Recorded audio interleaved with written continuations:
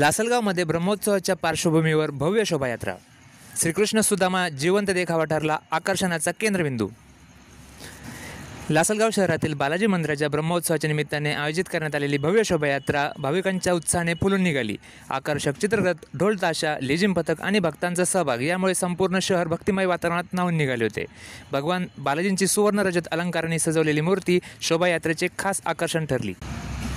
शोभायात्रेची सुरुवात श्री लक्ष्मीनारायण मंदिरापासून झाली आणि ती शहरातील श्रीराम मंदिर, बाजारपेठ, झेंडा चौक, छत्रपती शिवाजी महाराज चौक, विंचूर रोड मार्गे बालाजी मंदिरापर्यंत पोहोचली. मार्गावर भाविकांनी शोभायात्रेचे हार, तुरे व पुष्पवृष्टीने जल्लोषात स्वागत केले.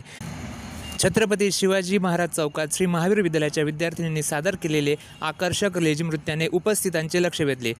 तर एकसारख्या रंगाच्या साड्यांमध्ये सहभागी झालेल्या महिलांच्या समूहाने शोभायात्रेला खास रंगत दिली. या शोभायात्रेतील श्रीकृष्ण सुदामा यांचा जिवंत देखावा विशेष आकर्षण ठरला. स्थानिक कलाकार दत्ता भांबारे यांच्या कल्पनेतून सजवलेला हा देखावा भाविकांचे मन जिंकून गेला. यावेळी श्री श्री 1008 श्यामाचार्यजी महाराज यांची प्रमुख उपस्थिती लाभली. त्यांच्या स्वागतासाठी खास अश्वासहित आकर्षक चित्ररथाची सजावट करण्यात आली होती.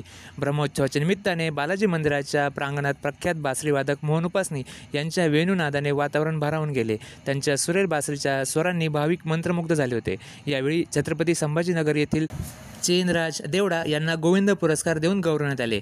कार्यक्रमानंतर सिद्धवीर हनुमान मित्र मंडळाच्या वतीने भाविकांसाठी भव्य महाप्रसादाचे आयोजन करण्यात आले होते, ज्याला भाविकांचा उदंड प्रतिसाद मिळाला.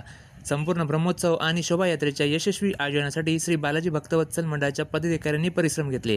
लासलगाव शहरात रंगलेल्या या भक्तिमय वातावरणाने सर्व भाविकांच्या मनात एक अमीट ठसा उमटवला. कांदा नगरी न्यूजसाठी आसिफ पठाणसह ऋषिकेश जोशी, लासलगाव.